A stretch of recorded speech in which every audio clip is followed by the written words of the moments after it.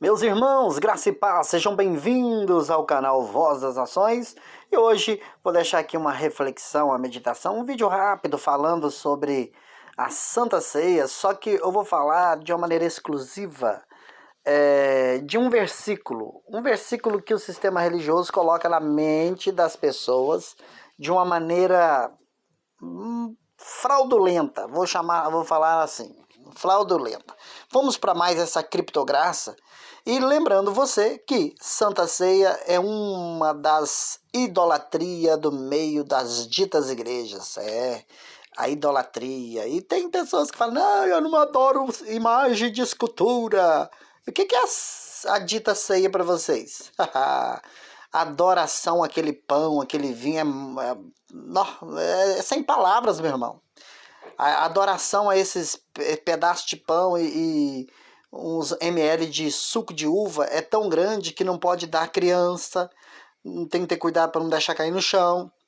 O resto que sobra tem que enterrar ou jogar no rio. E não pode dar para as pessoas que não são crentes, porque a idolatria, meu irmão, a idolatria de uma coisa inventada pelo homem.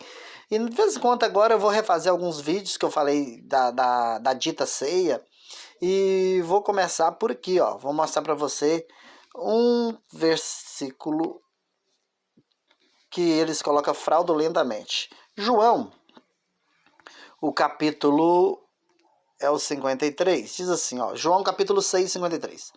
Jesus, pois, lhes disse, na verdade vos digo, que se não comerdes a carne do Filho do Homem e não beberdes o seu sangue, não tereis vida em vós mesmos. Os ditos pastores, as ditas igrejas, meu Deus, o sistema religioso fala que comer o corpo de Cristo e beber o sangue, sabe o que é? É comer pedaço de pão e beber suco. E por aí vai. Em outro vídeo eu vou lá explicar, lá em Lucas, né, a Páscoa, que não é a ceia da Páscoa.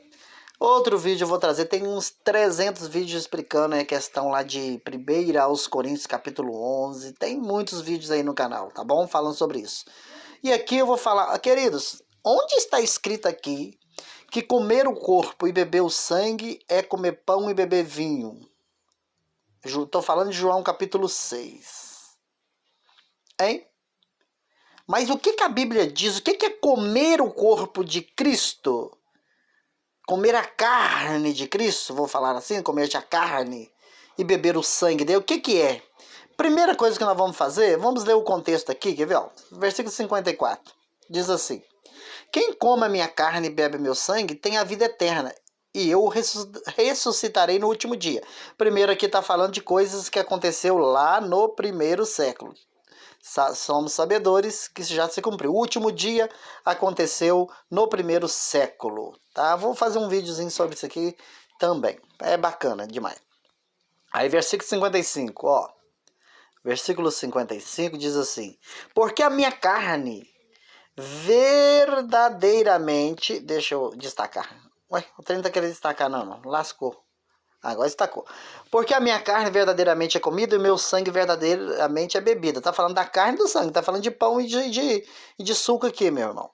Versículo 56. Quem come a minha carne e bebe meu sangue permanece em mim e eu nele. Olha pra você ver, hein?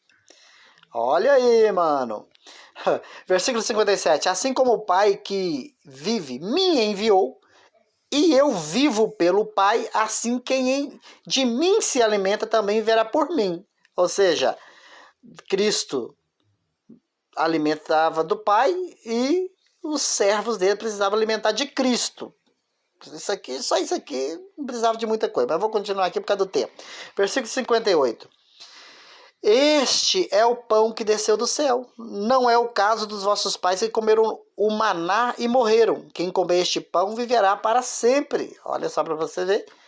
Ele disse essas coisas na sinagoga, ensinando em Cafarnaum.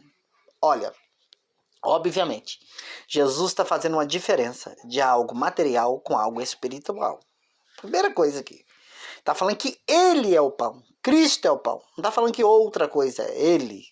Mas como comer da carne de Cristo. Então nós vamos vir para o contexto. Vamos começar aqui no versículo 28. Versículo 28. Vamos lá. Diz assim. Olha só como é interessante, meu irmão, quando você faz uso da Bíblia para explicar a Bíblia. Versículo 28. Disseram-lhe, pois, que faremos para executar as obras de Deus? Olha a resposta, versículo 29. Jesus respondeu e disse, a obra de Deus é essa, que creais naquele que ele enviou. A obra de Deus é essa aí, tá, o religioso. Eu vou fazer a obra de Deus. Que obra você vai fazer? Se você nem crê naquele que Deus enviou, que é Jesus. Creio, crê nada, rapaz. Claro que não crê. Você crê em Mateus 16, 27, 28? É ele que falou. Se não crê, acabou, meu irmão. Pronto, acabou. Você não crê. Tá claro que você não crê. Crê em Jesus? Você crê em Jesus? Então você crê em Mateus capítulo 16, versículo 27 e 28, porque é Jesus que falou. Você deveria crer também em Mateus 26, 64, porque foi Jesus que falou. Você deveria crer, então, em Mateus 24, versículo 34, que foi Jesus que falou. Mas você não crê, você que é religioso. Então, vem falar que você crê em Jesus. Não tem como. Você crê no Jesus das religiões, que não é o Jesus da Bíblia. Aí o versículo 30. Disseram-lhe, pois, que sinal, pois, faze tu para que o vejamos e creiamos em ti, que operas tu? Vai prestando atenção. Versículo 31. Nossos pais comeram o maná no deserto, como está escrito. Deu-lhes a comer o pão do céu. Versículo 32. Disse-lhe, pois Jesus, na verdade vos digo que Moisés não vos deu o pão do céu, mas meu Pai vos dá o verdadeiro pão do céu. Versículo 33. Porque o pão de Deus é aquele que desce do céu e dá vida ao mundo. Versículo 34. Disseram-lhe, pois, Senhor, dá-nos sempre desse pão. Jesus, versículo 35, disse, Jesus disse-lhe, eu sou o pão da vida, aquele que vem a mim não terá fome, e quem crê em mim nunca terá sede. Você está entendendo? Olha, eu sou o pão da vida e aquele que vem a mim não terá fome. E aquele que crê em mim nunca terá sede. Então, para você comer e beber de Cristo, é você crer em Cristo. Só você continuar lendo o texto aí. É você crer em Cristo. Então, como que eu participo do corpo e do sangue? Ou seja, do sacrifício de Jesus. Daquilo que Jesus fez na cruz. Do efeito da cruz. Como que eu tomo posse do efeito da cruz? Crendo. É isso que Jesus está falando aqui. Não é participar de um cerimonial de petisco que eles chamam de ceia. Meu irmão, olha no dicionário o que é ceia. Mas aquilo é simbólico. Ué, mas simbólico? Simbolizar um trem que não tem nada a ver com o outro? Ué, quando simbolizava, por exemplo, a morte de Cristo, era um cordeiro que morria e derramava o seu sangue. Como que eu vou simbolizar Cristo com um pedacinho de pão e uns ml de suco de uva? E outra coisa, você faz em memória de Cristo, né? Em memória. Pesquisa essa frase, rapaz. Fazer em memória. Quando você faz algo em memória de Cristo, você está dizendo que Cristo ainda está morto. Será que você tem dificuldade de ir no YouTube pesquisar em memória? Eu não estou falando para você pesquisar o pastor Somebody Love Semideus, não. Eu estou falando para você pesquisar algo sem as garras da religião. Aí você vai descobrir que a frase fazer em memória de mim, ou seja, fazer em memória de alguém, é quando este alguém está morto. Por isso que Jesus falou para os discípulos, olha, esse pão, esse aqui, ó, vamos pegar como símbolo, lá na Páscoa, falou com eles, vocês, Pedro, Tiago, João e os 12 ali, né, vamos falar os 12, que o Judas estava naquele meio, vocês fazem isso em memória de mim, ou seja, eu vou estar morto, durante 3 dias vocês vão usar da Páscoa e fazer um memorial dela, enquanto eu estiver morto. Só, meu irmão, que passou 3 dias, Jesus ressuscitou. E outra coisa, nós estamos em graça. Hebreus 10:1, nós não vivemos mais em sombra. Nós não vivemos mais em simbolismo, não. Acabou o simbolismo. Será que você não sabe que acabou o simbolismo?